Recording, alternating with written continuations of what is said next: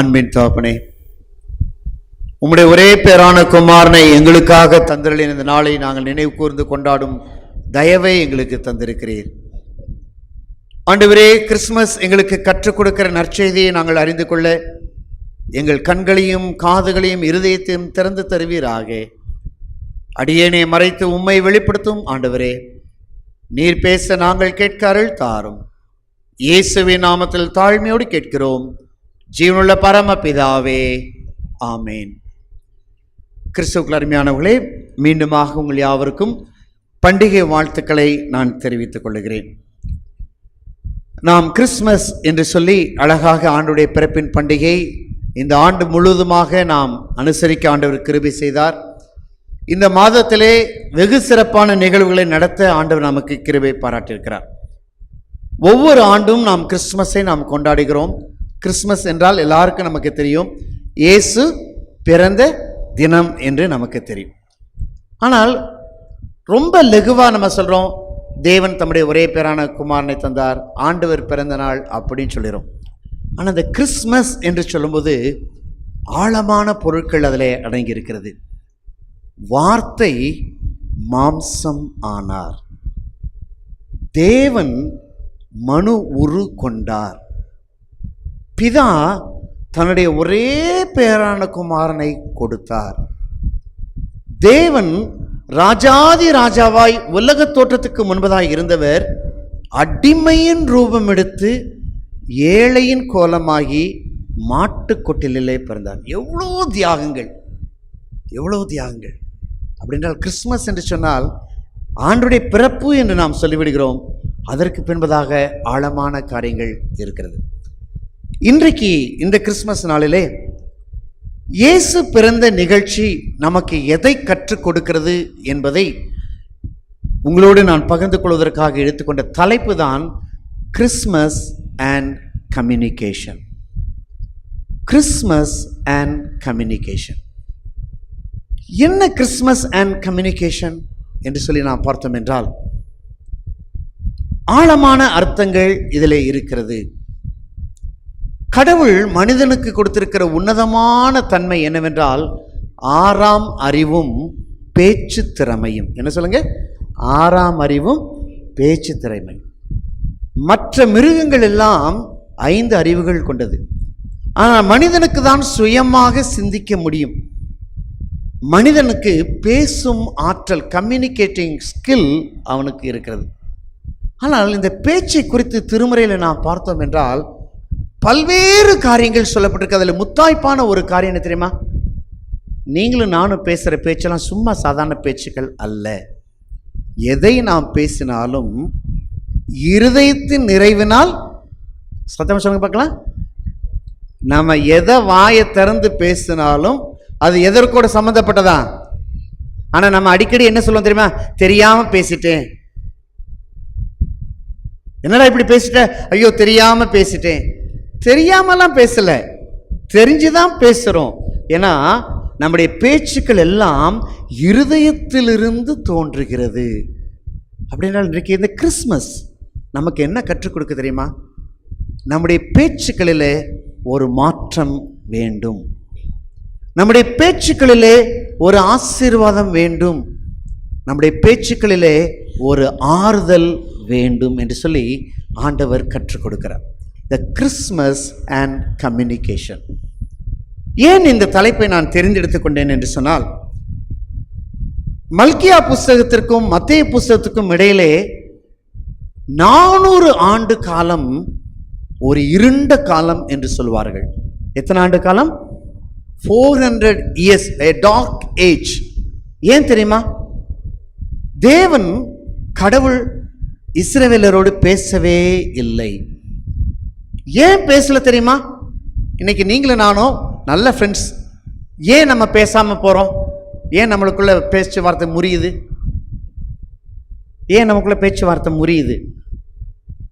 காரணம் என்ன? நம்ம யாரோ காயப்படுத்திடும், அப்படி தானே?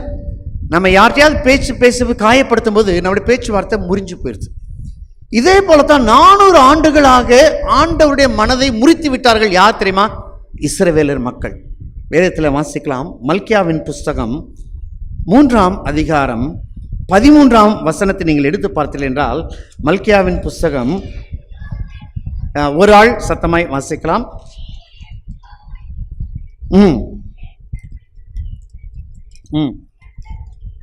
பாருங்க, ஆண்டவர் கடைசியில் என்ன வார்த்தை சொல்லி முடிக்கிறார் பார்த்தீங்களா?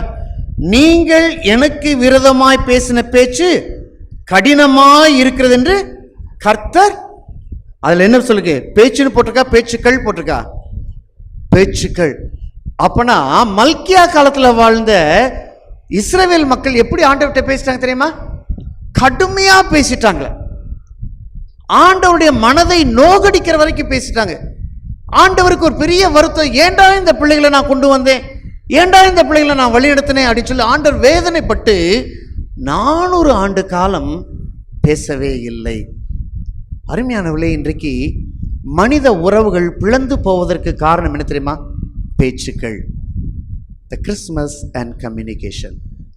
400 ஆண்டுகளுக்கு முன்பதாக இஸ்ரவேலுடைய பேச்சுக்கள் ஆண்டவருடைய உள்ளத்தை உடைத்து விட்டது. ஆண்டவர் அமைதியாகிவிட்டார். கொஞ்சம் நல்லா யோசிச்சு பாருங்களேன். இப்போ ஒருத்தங்களை ரொம்ப சத்தம் போடுறோம், ஒருத்தங்க அமைதியாக நின்றுட்டாங்கன்னா என்ன அர்த்தம் தெரியுமா? சண்டை, பயங்கரமா சண்டை போடுறோம். எதிர்த்து பேசாம அமைதியாக ஒருத்தங்க நின்றுட்டாங்கன்னா என்ன தெரியுமா? அப்பா, இதோட உனக்கும் எனக்கும் பேச்சுவார்த்தை வேண்டாம். ஆண்டவர் அமைதியாக நின்றார். 400 ஆண்டு காலம் பேச்சுவார்த்தை இல்லை. இப்போ 400 ஆண்டு காலம் முடிகிறது. ஆனா ஆண்டவர் ஒரு வார்த்தை சொல்லியிருக்கார், காலம் நிறைவேறின போது கன்னியின் வயிற்றிலே ஆண்டவர் உதிப்பார். ஹல்லேலூயா, ஹல்லேலூயா. 400 ஆண்டு காலம் there was a great silent. ஆனா 400 ஆண்டுக்கு பிறகு பார்த்தீங்கன்னா, மத்தேயுவிலும் சரி லூக்காவிலும் நீங்க பார்த்தீங்கன்னா, அடிக்கடி வானத்துக்கும் பூமிக்கு ஒரு பெரிய தொடர்பு, தேவதூதர்கள் வந்து வந்து வந்து வந்து வந்து போயிட்டு இருப்பாங்க. A communication was restored. ஆண்டவருக்கும் மனிதனுக்கும் இருக்கிற உறவு மீண்டுமாக புதுப்பிக்கப்பட்டது. அதனால தான் இன்னைக்கு தலைப்பு என்ன தெரியுமா? Christmas and communication. 400 ஆண்டு காலம் பேச்சுவார்த்தை இல்லாத ஒரு சூழ்நிலை. The first communication was started to சகரியா. சகரியா அன்றைக்கு ஆலயத்தில் நின்று கொண்டு இருக்கிறார், தூபம் காட்டி கொண்டிருக்கிறார். வழக்கம் போல அவர் தூபம் காட்டி கொண்டிருக்கிறார். ஆனால் அவருக்குள்ள ஒரு பெரிய ஒரு வேதனை, எனக்கு ஒரு பிள்ளை பாக்கியம் இல்லையே, இத்தனை ஆண்டுகள் இருக்கிறதே, எனக்கு ஒரு பிள்ளை பாக்கியம் இல்லையே, இத்தனை ஆண்டுகள் ஆண்டவர்கிட்ட நான் கேட்டுக்கிட்டு இருக்கேன், ஒரு பிள்ளை பாக்கியம் இல்லையே என்று சொல்லி அவர் கதறிக்கொண்டு இருக்கும் பொழுது வேதம் அழகாய் சொல்கிறது, தேவதூதன் அவரோடு தோன்றி முத பேசின வார்த்தை தெரியுமா? சகரியாவே, பயப்படாதே, உன் வேண்டுதல் கேட்கப்பட்டது. The first communication யார் பண்றா தெரியுமா? ஆண்டவர் இறங்கி வந்து பேசுகிறார், உன் வேண்டுதல் கேட்கப்பட்டது. அப்படின்னா இந்த கிறிஸ்மஸ் அண்ட் கம்யூனிகேஷன் சகரியாவுடைய வாழ்க்கையில நமக்கு கற்றுக் கொடுக்கிற என்ன காரியம் தெரியுமா? பேச்சுவார்த்தைகள் உங்களுடைய உறவுகளை முறித்து போயிருக்கலாம். ஆனால் கிறிஸ்மஸ் சொல்லுது, இந்த காலத்தில் கடவுளே பேச முன் வந்தார் என்றால் நீ ஏன் பேசக்கூடாது? நீ ஏன் பேசக்கூடாது? நீ ஏன் இன்னும் அவர்களோடு பேசாமல் இருக்கிறாய்? இன்னும் நீ ஏன் உனக்கும் அவளுக்கும் பகையை வைத்துக் கொண்டிருக்கிறாய்? ஆண்டவர் சொல்றாரு, நானே பேச வரும் பொழுது நீ பேசுவதற்கு என்ன தடை? இஸ்ரவேல் மக்கள் தேவனுடைய மனதை மடிவாக்கினார்கள். மடிவாக்கப்பட்டவர் மடிவாக்கின மக்களோடு பேசுகிறதா கிறிஸ்மஸ். உன் வேண்டுதல் கேட்கப்பட்டது. அருமையானவர்களே, இன்றைக்கு இந்த கிறிஸ்மஸ் நமக்கு கற்றுக் கொடுக்கிற காரியம் என்ன தெரியுமா? ஒருவேளை இன்னைக்கு யார்ட்டையும் பேசாம நீங்க இன்னைக்கு உட்கார்ந்திருக்கிறீர்கள் என்றால், ஆண்டவர் 400 ஆண்டுகளுக்கு பிறகு பேச இறங்கி வந்து உறவை ஏற்படுத்தினது போல, உறவை ஏற்படுத்துவதற்கு நம்மை ஆயத்தப்படுத்துவதற்கு கற்றுக் கொடுப்பதான் இந்த கிறிஸ்மஸ் அண்ட் கம்யூனிகேஷன். ஆண்டவர் சொல்றாரு, பிளந்து போன உறவுகளுக்கு ஒரு பாலம் அமைப்பதுதான் கிறிஸ்மஸ் என்பதை ஆண்டவர் கற்றுக் கொடுக்கிறார். பல ஆண்டுகளுக்கு முன்பதாக பஞ்சம்பட்டி என்கிற திண்டுக்கல் பக்கத்தில் இருக்கிற ஒரு கிராம சபையிலே நான் குருவானவராய் பணியாற்றினேன். அது ஒரு கிராம சபை. ஒவ்வொரு வாரமும் ஒரு நபர் அழகாக ஆலய ஆராதனையில் பங்கேற்பார், எல்லா ஈவெண்ட்ஸ்லையும் பங்கேற்பார், எல்லாத்தையும் தலைக்கு முன்னால் எடுத்து போட்டு வேலை செய்வார். ஆனால் ஒரு நாள் கூட கம்யூனியனுக்கு வரவே மாட்டார். சில மாதங்கள் சென்ற பிறகு அவர்கிட்ட கேட்டேன், ஐயா நீங்கள் எல்லா காரியம் நீங்கள் செய்கிறீங்களே, ஏன் கம்யூனியன் மட்டும் எடுக்க மாட்டேங்கிறீங்க? ஐயா ஒரு குறை என்கிட்ட இருக்குதுயான்னு சொன்னார். என்னையா அந்த குறை அப்படின்னு சொன்னேன். எனக்கும் என் சகோதரனுக்கும் பேச்சுவார்த்தை இல்லை, எனவே நான் கம்யூனியன் எடுப்பதில்லை. ஆண்டவர் காணிக்க போடுவதற்கு சகோதரன் போய் ஒப்புரவாகிட்டு வந்து காணிக்க போடுன்னு சொல்லிக்கிட்டு இருக்கிறாரு.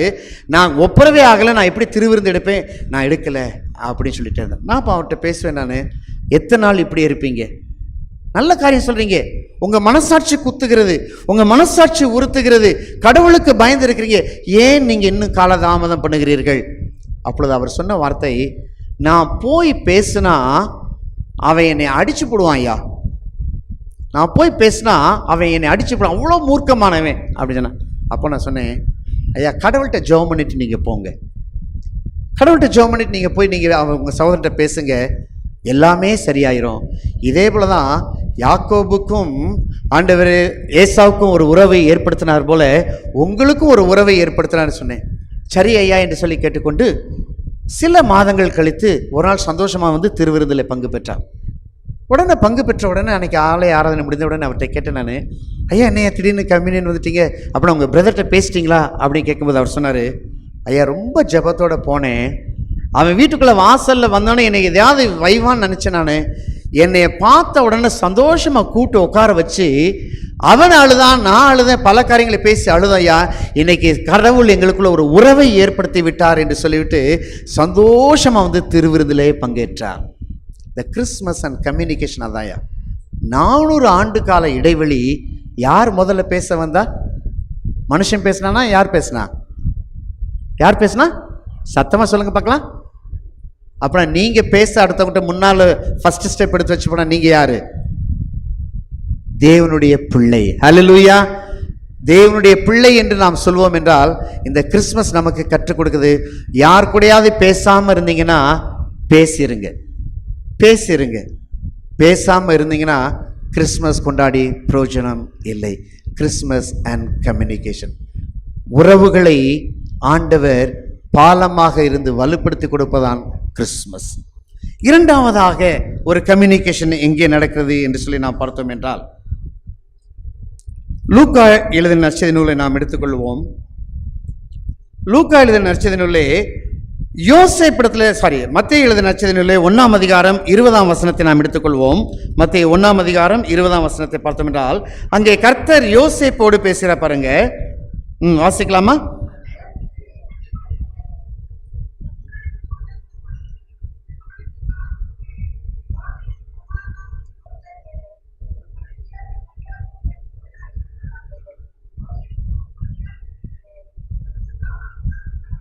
சரி, இந்த வசனத்தை நம்ம பல தடவை வாசிச்சிருக்கிறோம் எல்லாத்திலையும். ஏன் யோசேப்பு கிட்ட வந்து ஆண்டவர் தம்முடைய தூதனை அனுப்பி பேச வேண்டும்? நீ மரியாளை சேர்த்துக்கொள்ள ஐயப்படாதே. ஏன் ஏன் அவர் சொல்றாரு? சொல்லுங்க பார்க்கலாம். சொல்லலாம், சத்தமா சொல்லலாம், தைரியம், கரெக்டாக தான் சொல்லுவீங்க. மரியாள் என்ன செஞ்சிருக்கிறா? கற்பதையர். நீங்கள் நல்ல மனசில் வச்சு பாருங்க. மத்தேயுவையும் லூக்காவை நீங்கள் வச்சு பார்த்தீங்கன்னா இந்த நிகழ்ச்சி மத்தியில் இருக்கும். ஆனால் லூக்காவில் என்ன இருக்குது தெரியுமா? காப்ரியல் தூதன் வந்து சொன்ன உடனே, உன் இனத்தாளாகிய எலிசபெத்து இப்பொழுது ஒரு குமாரனை சுமந்து கொண்டிருக்கிறாள், இப்பொழுது அவருக்கு 6ஆம் மாதம் என்று சொன்ன உடனே என்ன செஞ்சாங்க தெரியுமா? மரியாள் எங்கே போயிடறாங்க? இமீடியட் எங்கே போயிடறாங்க? யூதேயா தேசத்துக்கு போயிடறாங்க. ஸோ செய்தி கேட்ட உடனே அடுத்த ஃபியூ டேஸில் கிளம்பி போயிடறாங்க. ஆனால் ஃபியூ டேஸ் கிளம்பி 3 மாதம் அங்கிருந்து கிளம்பி திரும்பி வரும்போது எப்படி வராங்க தெரியுமா? மரியாள் 3 மாத கர்ப்பம். 3 மாதத்துக்கு முன்னால் போகும்போது சாதாரண ஒரு மரியாள். ஆனால் மலை தேசத்துக்கு போயிட்டு திரும்பி வரும்போது 3 மாத கர்ப்பிணியான மரியாள். இப்போ ஊரெல்லாம் பேசுது, என்னடா மரியாள் யூதேயாவுக்கு போனால் எப்படி கர்ப்பம் தரித்திருப்பாள்? பைபிளில் உள்ள ஈவெண்ட்ஸை நீங்கள் யோசித்து பார்க்கணும், இது எப்படி நடந்திருக்கும். அன்னைக்கு யோசேப்கிட்ட பலர் வந்து சொல்லியிருப்பாங்க, யோசேப்பு ஏதோ தப்பு நடந்து போச்சுப்பா, ஏதோ தவறு நடந்து போச்சுப்பா, இந்த மரியாள் நீ சேர்த்துக்கிடாத, நியாயப்பிரமாணம் நம்மளுக்கு இருக்குது, ஒருத்தன் நியமிக்கப்பட்டு தவறி போனால் அவள் மேல் கல்லெறிந்து கொள்வதற்கு நியாயப்பிரமாணம் நம்மளுக்கு சட்டம் இருக்குது, தயவுசெய்து அவளை கழட்டி விட்டுருப்பா, நல்ல ஆலோசனை சொல்கிறேன், இப்படிப்பட்டவளோட வாழாதப்பா அப்படின்னு எத்தனையோ வார்த்தைகள் யோசேப்புக்கு வந்தனால்தான் யோசேப்புக்குள்ள ஒரு ஐயோ என் மனைவி எனக்கு நியமிக்கப்பட்டவள் தவறி போயிருப்பாளோ. அருமையானவளே, இன்றைக்கு வாழ்கிற உலகம் அப்படிப்பட்ட உலகம். உண்மையை தெரியாமல் பேசுகிற உலகம், வாய்க்கு வந்ததை பேசுகிற உலகம். அதனால தான் ஒரு பழமொழி நம்ம ஊர்ல சொன்னாங்க, கண்ணால் காண்பதும் பொய், காதால் கேட்பதும் பொய், தீர விசாரிப்பதே மெய். யாரு தீர விசாரிக்கல? கண்ணால் பார்த்ததையும் காதால் கேட்டதையும் வைத்து யோசேப்ட போய் கம்யூனிகேட் பண்றாங்க. யோசேப்பை இவளை தள்ளி விட்டு விடு. ஆனா ஆண்டவர் என்ன செய்யறா தெரியுமா? யோசேப்ட சொல்றாரு, நீ ஐயப்படாதப்பா, நீ ஐயப்படாத. அவள் வயிற்றில் இருக்கிறது என்னுடைய குமாரன், நான் அவளை தெரிந்து கொண்டேன். அவள் வயிற்றில் இருக்கிறவர் இம்மானுவேல், உலகத்தை ரட்சிப்பதற்காக நான் கொடுத்திருக்கிறேன். there is a communication. அன்பானவர்களே, இன்றைக்கு நம்முடைய கம்யூனிகேஷன் எப்படிப்பட்டதா இருக்க வேண்டும் தெரியுமா? உறவுகளை சீர்படுத்துகிற ஒரு கம்யூனிகேஷனாக நாம் இருக்க வேண்டும். உறவுகளை பிரிக்கிற கம்யூனிகேஷன் இன்றைக்கு நமக்கு தேவையில்லை. உறவுகளை சீர்படுத்துகிற ஒரு கம்யூனிகேஷன். இன்னைக்கு நம்ம என்ன சொல்ல தெரியுமா? நான் வெட்டு ஒன்று துண்டு ஒன்றா பேசிடுவேன்னு பேசிடுறோம்.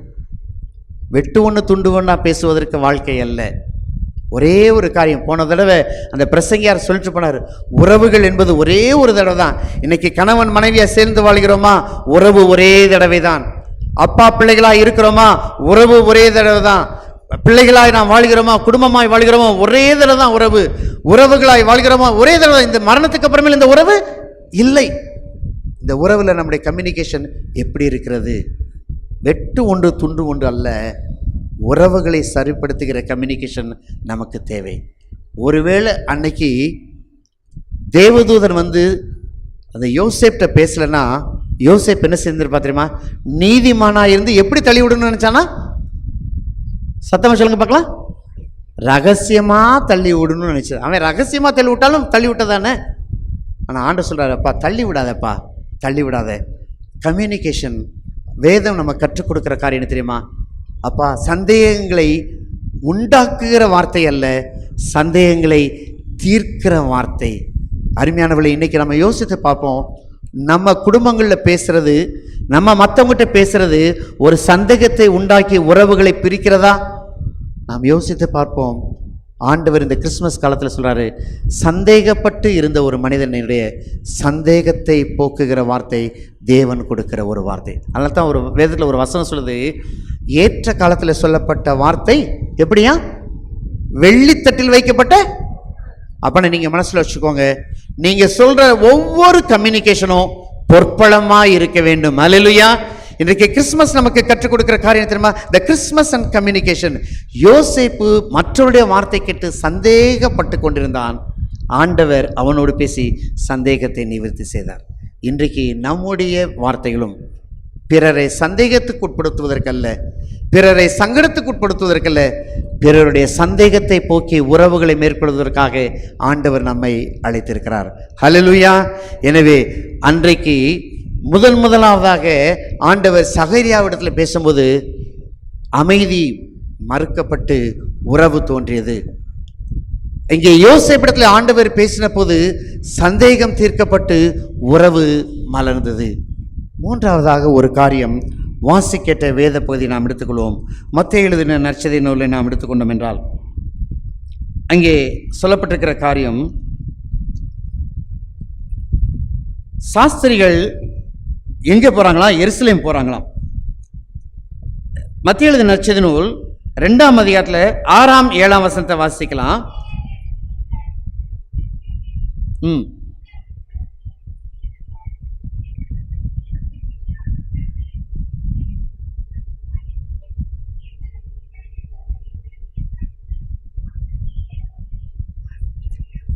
எப்படி அழைக்கிறாரா? அப்படின்னா ஏரோதுடைய புத்தி எப்படிப்பட்ட புத்தி? ஏரோதுடைய புத்தி எப்படிப்பட்ட புத்தி? என்னைக்காவது ஒரு காரியத்தை ரகசியமா சொல்றேன்னு சொன்னாங்கன்னா அதுல ஏதோ ஒரு சூட்சமம் இருக்கிறது. The Christmas and communication. ரகசியம் அழைச்சு என்ன சொல்றேன்னா பாருங்க, ம் ம் ம்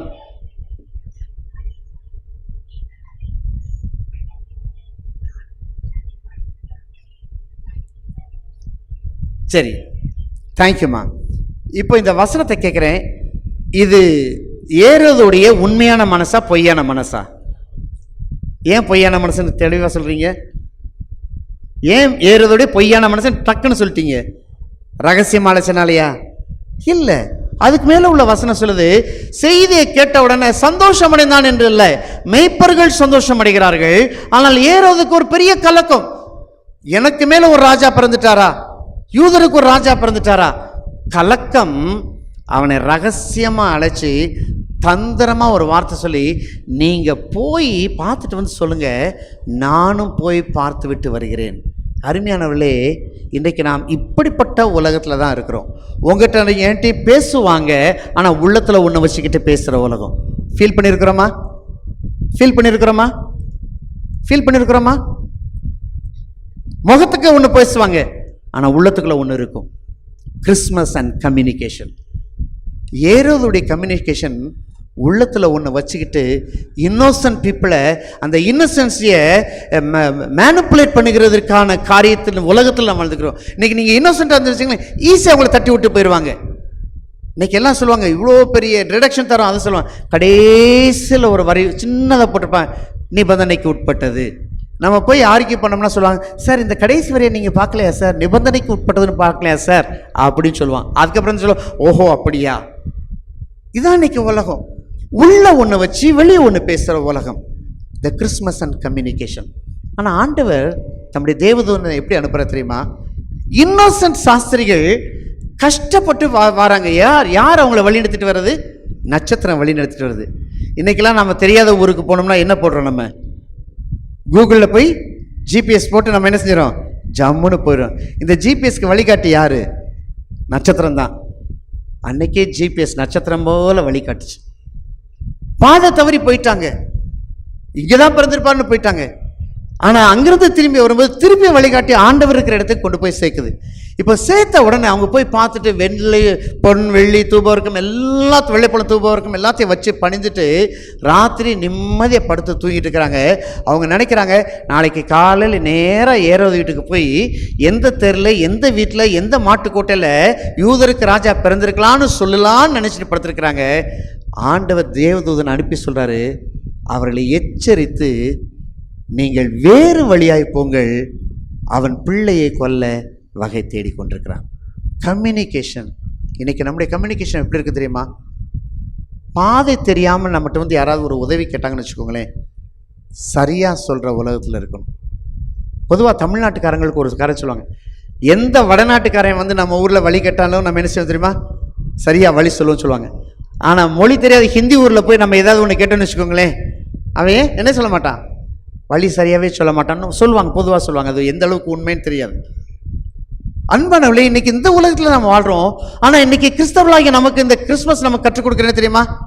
திக்கு தெரியாமல் ஒருத்தன் வந்து நிற்கிறானா, அவனுக்கு சரியான வார்த்தையை சொல்வதற்கு ஆண்டவர் நம்மை அழைத்திருக்கிறார். எனவே இந்த 3 நிகழ்ச்சியை நாம் பார்த்தோம் என்றால், கிறிஸ்மஸ் காலங்களிலே தேவன் அவர்களோடு பேசுவதெல்லாம் யாரெல்லாம் கேட்டார்களோ அவர்கள் ஆசீர்வதிக்கப்பட்டார்கள். சகரியா சந்தேகத்தோடு கேட்கிறார், ஆனால் கடவுள் சகரியாவை ஆசீர்வதிக்கிறார். யோசேப்பு சந்தேகப்படாமல் கேட்டார், கடைசி வரைக்கும் அவன் தான் நீதிமான் என்பதை அவர் நிரூபித்தார்.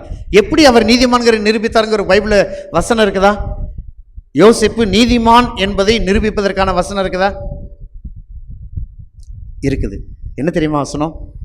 அந்த பிள்ளை பிறக்கும் வரைக்கும் அவன் அவளை அறியாது இருந்தான். அதுதான் நீதிமான், அதுதான் நீதிமான். 3ஆவதாக, இன்னோசண்டாக இருந்த மக்களை தேவதூதன் சரியான வார்த்தை சொல்லி சரியான இடத்திற்கு அனுப்பி வைக்கிறார்.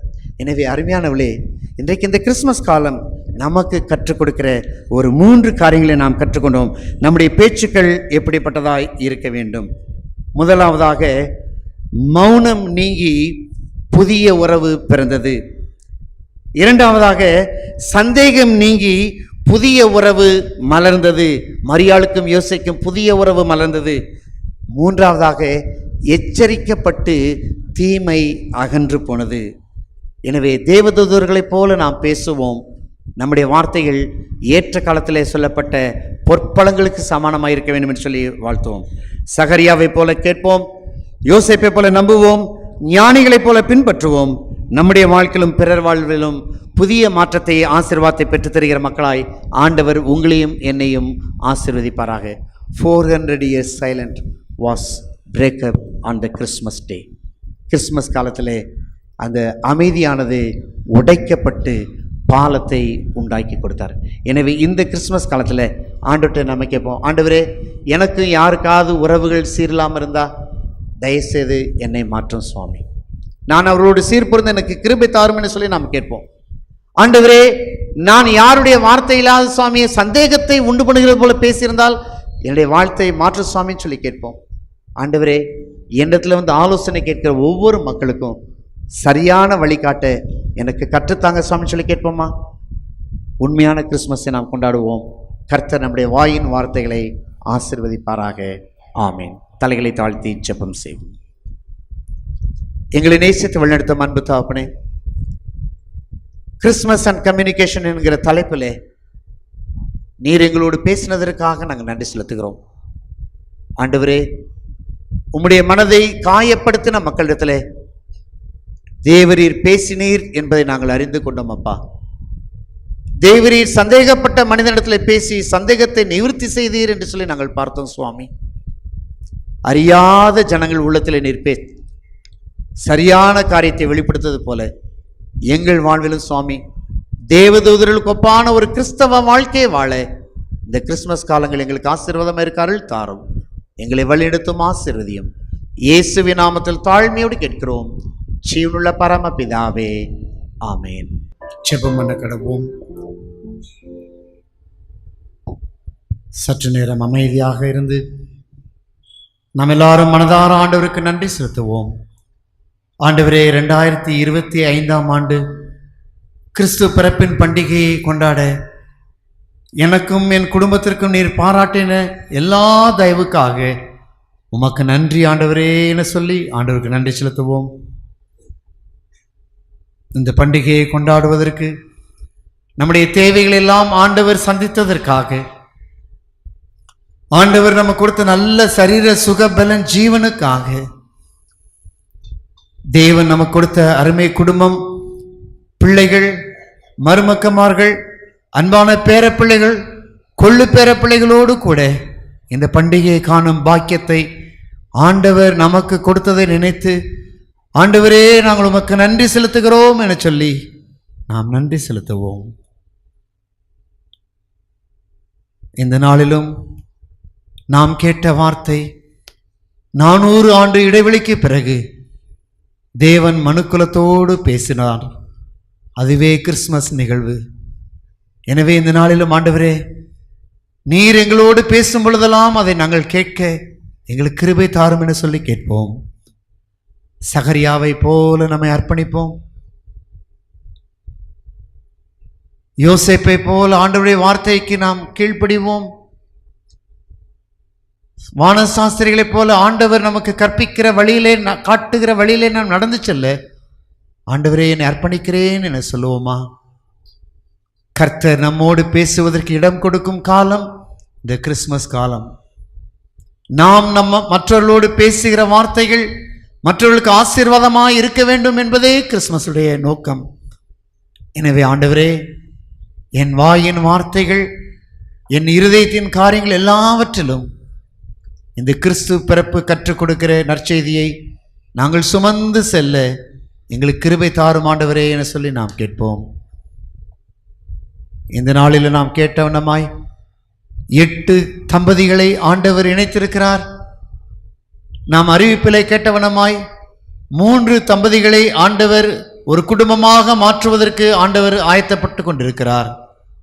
எனவே 8 திருமணமான தம்பதிகளையும் வரப்போகிற நாட்களிலே திருமணத்துக்கு ஆயத்தமாகிற பிள்ளைகளையும் ஆண்டவருடைய கரத்தில் அர்ப்பணித்து, ஆண்டவரே ஒரு உத்தம குடும்பம் கட்டுவிக்கப்பட எங்களுக்கு கிருபை தாரும் என சொல்லி ஆண்டவருடைய சமூகத்தில் நாம் கேட்போம். மகா இரக்கமும் கிருபை நிறைந்த எங்கள் அன்பு தகப்பனே, இந்த பண்டிகை நாட்களுக்காக நாங்கள் நன்றி செலுத்துகிறோம். கடந்த 1.5 மாத காலமாக தொடர்ந்து ஓடி பல்வேறு நிகழ்வுகளை செய்ய ஆண்டவர் கிருபை செய்தீர். எங்கள் தேவைகள் எல்லாம் சந்திக்கத்தக்கதாக திருச்சபையின் மக்கள் தங்கள் உதாரத்துவமான கரங்களை திறந்ததற்காக நாங்கள் நன்றி செலுத்துகிறோம் சுவாமி. நற்செய்தி அறிவிக்கப்பட்ட பல்வேறு இடங்களுக்காக, நற்செய்தி போய் சேர்ந்த குடும்பங்களுக்காக நாங்கள் நன்றி செலுத்துகிறோம் அப்பா. இப்படியாக ஆண்டவரே, இந்த பண்டிகை நாட்களை மனமகிழ்ச்சியோடு மாத்திரமல்ல, மன நிறைவோடு கொண்டாட எங்களுக்கு கொடுத்த எல்லா வாய்ப்புக்காய் ஸ்தோத்திரிக்கிறோம். இன்றைக்கு இந்த பண்டிகை ஆராதனையிலே பங்கேற்க முடியாமல் இருக்கிற மக்களை நாங்கள் நினைத்து பார்க்கிறோம். ஆண்டவர் தாமே அவர்கள் ஒவ்வொருவரை தாங்கி வழிநடத்தபடியாய் செபிக்கிறோம். இந்த பண்டிகை ஆராதனை சுவாமி, வயதின் மூப்பின் மத்தியிலும் ஆண்டவருடைய சமூகத்திற்கு வர வேண்டும் என்று சொல்லி வந்து தேவனை தொழுது கொண்டிருக்கிற பெரியவர்களுக்காக நாங்கள் செபிக்கிறோம் அப்பா. கடந்த நாட்கள் பலவீனங்கள் எல்லாம் மறந்து ஆண்டவர் எனக்கு புது பலனை தந்திருக்கிறார் என்று சொல்லி ஆண்டவருடைய சமூகத்துக்கு வந்து ஆராதித்த மக்களுக்காக ஸ்தோத்திரிக்கிறோம் சுவாமி. ஆண்டவரே, நீர் அப்படிப்பட்டவர்களை சந்தித்து ஆசீர்வதிக்க முடியாது நாங்கள் செபிக்கிறோம். சகரியாவிடத்தில் பயப்படாதே, உன் வேண்டுதல் கேட்கப்பட்டது என்று சொன்ன ஆண்டவர் தாமே இன்றைக்கும் ஆண்டவரே, உம்மிடத்தில் வேண்டிக் கொண்டிருக்கிற பிள்ளைகளுக்கு வருகிற நாட்களில் உன் வேண்டுதல் கேட்கப்பட்டது என்று சொல்லி உடைய வாழ்வின் ஆசீர்வாதத்தை அருளி செய்யும்படியாய் நாங்கள் செபிக்கிறோம். உடைய வல்ல கரத்திற்குள் எங்களை தாழ்த்துக்கிறோம் அப்பா. ஆண்டவரே, நாங்கள் காணப்போகிற வருடத்தின் இறுதி ஞாயிற்றுக்கிழமை ஆராதனையும் அதைத் தொடர்ந்து காணப்போகிற புதியவருடைய ஆராதனையும் எங்கள் ஒவ்வொருவருக்கும் ஆசீர்வாதமாயிருக்க அருள் தருவீராக. வந்த வண்ணமாய் அல்ல சுவாமி, உறவுகளை புதுப்பிக்கிற கிறிஸ்துமஸ் ஆக, ஆண்டவரே உறவுகளை சீர்படுத்துகிற கிறிஸ்துமஸ் ஆக, ஆண்டவரே சரியான வழியில் நடத்துகிற கிறிஸ்துமஸ் ஆக இந்த நாட்கள் எங்களுக்கு ஆசீர்வாதமாய் அமைய கிருபை தாரும். இயேசுவின் நாமத்தில் தாழ்மையோடு கேட்கிறோம் ஜீவனுள்ள பரமபிதாவே, ஆமேன். எல்லா புத்திக்கு மேலான தேவ சமாதானம் உங்களோடு கூட இருந்து நீங்கள் தேவனுடைய குமாரனாய் நம் நாதர் இயேசு கிறிஸ்து பற்றி அறிகிற அறிவிலும் அன்பிலும் நிலைத்திருக்கும்படி உங்கள் இருதயத்தையும் சிந்தையும் காக்க கடவுது. பிதா, குமாரன், பரிசுத்த ஆவி ஆகிய சர்வ வல்லமை பொருந்திய தேவனுடைய ஆசீர்வாதம் உங்களுக்குள் இருந்து எப்பொழுதும் உங்களோட நிலைத்திருக்க கடவுது.